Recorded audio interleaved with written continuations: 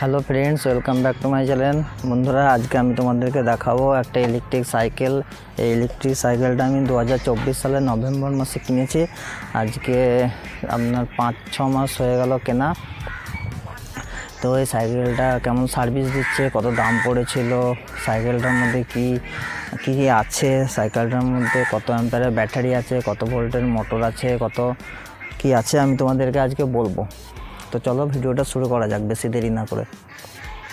তো আমি প্রথমেই দেখাচ্ছি, সাইকেলটা অন করতে গেলে এই চাবিটার প্রয়োজন হয়। এই চাবিটা ছাড়া সাইকেলটা কিছুতেই এই ইলেকট্রিক মোডে চালানো সম্ভব নয়। তো প্রথমে এই চাবিটা হলো সাইকেলটাকে অন আর অফ করার জন্য। আর একটা চাবি আছে, এই চাবিটা হলো হ্যালোন কেসটাকে রিমুভ করার জন্য। আর একটা চাবি আছে এই তালাটার জন্য।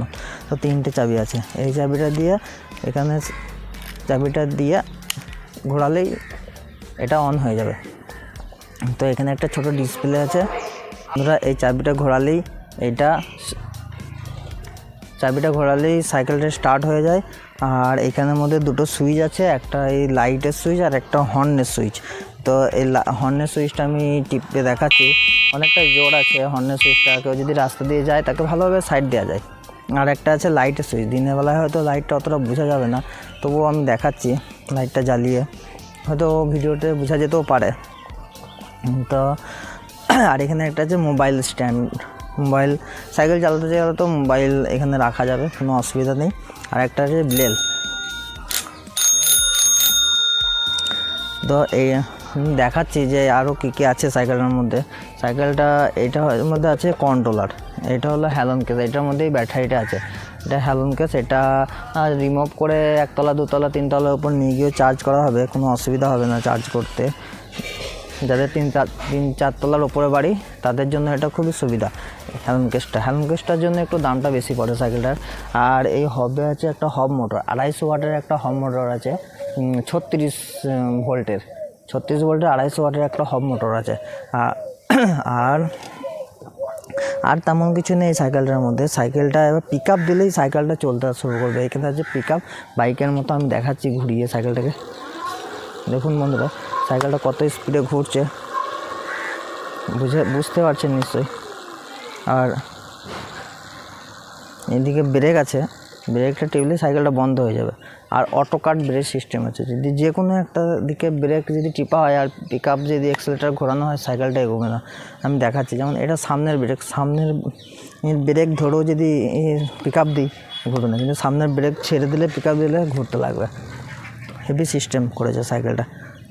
আমি তোমাদেরকে একদিন চালিয়েও দেখাবো যে সাইকেলটা কতটা কীরকম যায়, কত স্পিড ওঠে। মোটামুটি 40 স্পিড ওঠে সাইকেলটাতে। আর এটা আমার খরচা পড়েছে, যেরকম কিলোমিটার নেবে, যেরকম মোটর নেবে সেরকম খরচা পড়বে। আমি এখনও পর্যন্ত এই সাইকেলটা চালিয়ে মাইলেজ পেয়েছি প্রায় 90-95 কিলোমিটার মাইলেজ পেয়েছি। আমি কোনোদিনও সাইকেলটা চার্জটা পুরোটা শেষ করতে পারিনি। আমি এখান থেকে কাটোয়া যাই 20 কিলোমিটার, আবার যাই আবার আসি, এরকম করে আমি 4বার কাটোয়া যাওয়া আসা করতে পারি। 20-4-80 হয়ে গেল। তারপরে এইখানে এদিকে 20 কিলোমিটার, এইদিকে আপনার 6 কিলোমিটার, এইদিকে 4 কিলোমিটার, সবসময় ঘোরাফেরা করি। মোটামুটি 90 কিলোমিটার 95 কিলোমিটার মাইলেজ পেয়েছি।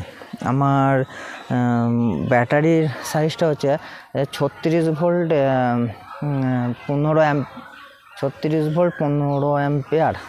অ্যাম্পিয়ারের ব্যাটারি আমার। 15 অ্যাম্পিয়ার বলেছে, কিন্তু এটা যতগুলো ব্যাটারি আছে সেই হিসাবে অ্যাম্পিয়ারটা প্রায় 18-19 অ্যাম্পিয়ারের ব্যাটারি আছে আমার, কিন্তু কোম্পানি বলেছে 15 অ্যাম্পিয়ার। পুরো হ্যালোন কোসটা দিয়ে ব্যাটারি, পুরো সব সেলগুলো দিয়ে ব্যাটারিটা অনেকটা সাইজটা বড়ই হয়েছে। কোম্পানি বলেছিল 60 কিলোমিটারের মতো মাইলেজ দেবে, কিন্তু আমি প্রায় 90 কিলোমিটার মাইলেজ পাই। কোম্পানির থেকেও আমি প্রায় ডবলের কাছাকাছি মাইলেজ পাই। তো আমি তোমাদেরকে একদিন সাইকেলটাকে চালিয়ে দেখাবো যে সাইকেলটা কেমন চলে। আমি দেখাবো তোমাদেরকে যে কেমন হবে। তোমরা কি কিনতে চাইলে কিনতে পারো, খুব ভালো হবে। এখানে সেখানে যাওয়া, জ্যামে আটকে যাওয়া, এগুলোর থেকে অনেক ভালো হবে, কোনো পয়সা খরচা হবে না এখানে সেখানে যেতে। তো তোমাদেরকে একদিন চালিয়ে দেখাবো সাইকেলটাকে।